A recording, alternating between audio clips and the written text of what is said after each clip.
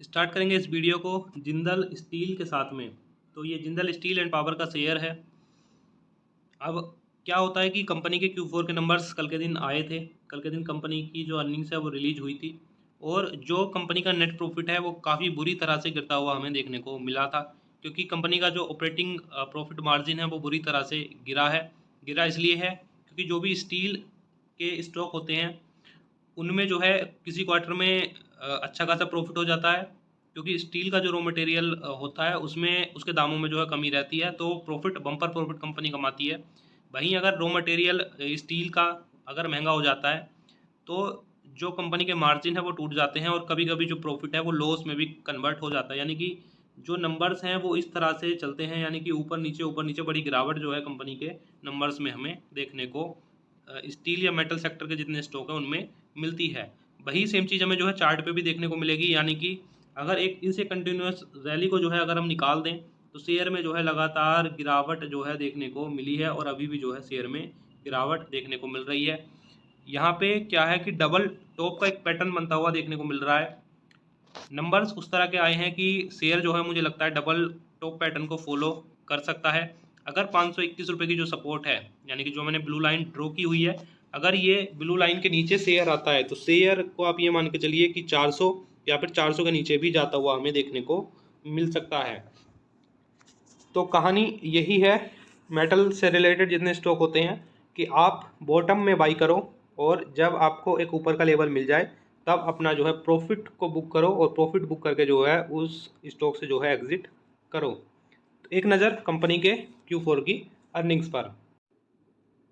Jindal steel consolidated March 2023 net sales at RS 13691.93 crore, down 4.52% Y O Y, यानी कि company का जो रिवेन्यू है रिवेन्यू में भी गिरावट हमें देखने को मिली है। तो जो कंपनी की नेट सेल्स देखने को मिल रही है 13,691 करोड़ की, 4.5% तक गिरी है 14,339 करोड़ से, जो कि हमें पिछले साल सेम क्वार्टर में देखने को मिल रहा था। नेट प्रॉफिट की बात करें तो नेट प्रॉफिट क्या है, 462 करोड़ का कंपनी ने जनरेट किया है। 80% की बड़ी गिरावट कंपनी के नेट प्रॉफिट में है, जो कि हमें 2206 करोड़ 2207 करोड़ के आसपास पिछले साल सेम क्वार्टर में देखने को मिल रहा था। तो दोस्तों इन कंपनियों के साथ वही होता है, इनका जो क्वार्टरली रिजल्ट का चार्ट है वो इसी तरह से चलता है। कभी बिल्कुल ऊपर अच्छी खासा रिवेन्यू जनरेट कर लेगी कंपनी, अच्छा खासा नेट प्रॉफिट, कभी जो है एकदम बिल्कुल बॉटम में आ जाएंगे। औंधे मुँह जो है इनका नेट प्रॉफिट जो है गिरता है, औंधे मुँह जो है इनका नेट प्रॉफिट जो है बढ़ता है। तो इन कंपनियों में वही करना होता है, यानी कि अब जब नेट प्रॉफिट गिरा है तो वेट करें शेयर के प्राइस के नीचे आने का, क्योंकि शेयर जो है ऑलरेडी काफ़ी हाई पे ट्रेड कर रहा है। शेयर नीचे आता है 450 रुपये के लेवल पे, अगर शेयर आता है तो शेयर में जो है शॉर्ट टर्म के लिए बाइंग का एक आइडियल प्राइस वो बन जाता है। फर्स्ट लॉट के लिए आप जो है उसमें बाई करने के लिए जा सकते हैं 450 के अराउंड में। उसके अलावा अगर प्राइस जो है 400 पे आता है फिर से जो है सेकंड लॉट में उसमें बाइंग करने के लिए आप जो है जा सकते हैं। EVA TDA की बात करें तो ये जो है 2203 करोड़ के आसपास का है।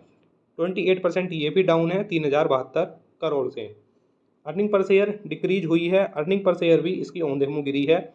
14 रुपये 81 पैसे से घट के 4 रुपये 60 पैसे अभी के समय में हो गई है। रिटर्न्स कंपनी ने पिछले समय में कुछ कमाल के दिए हैं, क्योंकि शेयर जो है काफ़ी ऊपर ट्रेड कर रहा है। पिछले 6 महीने में 12% और 12 महीने में लगभग 25% का रिटर्न कंपनी ने जनरेट करके दिया है। तो हम सारी चीज़ें पहले ही डिस्कस कर चुके हैं। शेयर क्यों आज के दिन गिरा है, शेयर इसलिए गिरा है क्योंकि शेयर का जो क्वार्टरली रिजल्ट है वो अच्छा नहीं आया है। ये गिरावट हम आगे भी शेयर में जारी रहते हुए देख सकते हैं। आगे हम डिस्कस करने वाले हैं क्रेडिट एक्सिस ग्रामीण, यानी कि ये एक वो कंपनी है जो कि जो किसान होते हैं या फिर जो ग्रामीण से आप समझ गए होंगे, तो उनको जो है क्रेडिट प्रोवाइड कंपनी कराती है बैंकों को या फिर दूसरी कंपनियों को।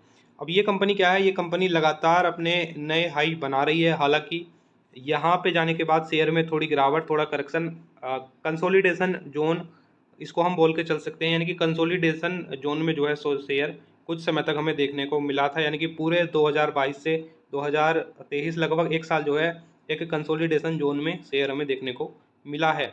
तो ये शेयर ऑलरेडी हाई पे है 1200 रुपये का, इसने जो है आज के दिन अपना हाई लगा दिया है और इसमें जो है तेज़ी देखने को मिली है और इसकी तेज़ी के पीछे का रीज़न है Q4 की शानदार अर्निंग्स।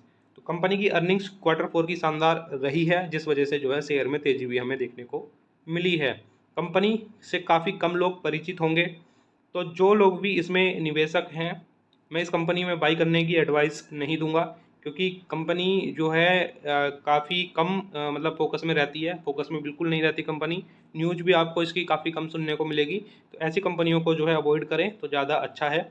जो निवेशक हैं, निवेशक चाहे तो अपना प्रॉफिट बुक इस लेवल पे कर सकते हैं या फिर स्टॉप लॉस के साथ ट्रेल भी कर सकते हैं। बाई करने को मैंने बता दिया, बाई करने का कोई सजेशन नहीं है। प्रॉफिट अपना बुक कर सकते हैं या फिर स्टॉप लॉस लगा के ट्रेल कर सकते हैं। कंपनी की अर्निंग्स कमाल की है, होल्ड करना चाहते हैं तो स्टॉप लॉस के साथ होल्ड करने के लिए जा सकते हैं। डिस्कस करते हैं फटाफट से कंपनी की अर्निंग्स। तो जो नेट सेल्स है वो 1065 करोड़ के आसपास की है। 30% तक का जंप इसमें जो है हमें देखने को मिल रहा है। पिछले साल जो कंपनी की सेल्स हमें देखने को मिल रही थी वो 821-22 करोड़ के आसपास की देखने को मिल रही थी। अब यहाँ पे देखिए कंपनी का जो नेट प्रॉफिट है वो जंप हुआ है 88% के आसपास, यानी कि जो नेट प्रॉफिट है वो पहुँच गया है 296 करोड़ के आसपास, जो कि 157 करोड़ में पिछले क्वार्टर में देखने को मिल रहा था। तो यही रीज़न होते हैं किसी कंपनी के भागने के या किसी कंपनी के गिरने के। जब कोई कंपनी बम्पर नंबर्स हमें देती है या कोई कंपनी बिल्कुल फ्लॉप नंबर हमें देती है, तो ये जो है कंपनी के आगे जाने का या नीचे जाने का एक रीज़न, एक जरिया बन जाते हैं। EVI TDA की बात करें तो इसमें भी जो है लगभग 52% का जंप है। 755 करोड़ EVI TDA हमें देखने को मिल रहा है, जो कि 497 करोड़ हमें देखने को मिल रहा था। अर्निंग पर शेयर भी लगभग डबल होती हुई हमें कंपनी की देखने को मिली है। 10 रुपये 8 पैसे से बढ़ के जो है 18 रुपये 67 पैसे हो गई है। पिछले 6 महीने में 10% का रिटर्न है और पिछले 12 महीने में भी 10% के आसपास का रिटर्न कंपनी ने अपने इन्वेस्टर को जनरेट करके दिया है। ये रिटर्न इसलिए है क्योंकि शेयर जो है एक ही जोन में, जैसा मैंने चार्ट पे दिखाया, कंसोलिडेशन जोन में शेयर था और वहाँ पे जो है अभी ब्रेकआउट दिया है, तो शेयर के ऊपर जाने की भी पूरी पूरी संभावना है। तो स्टॉप लॉस के साथ शेयर को ट्रेल कर सकते हैं, होल्ड कंपनी को कर सकते हैं।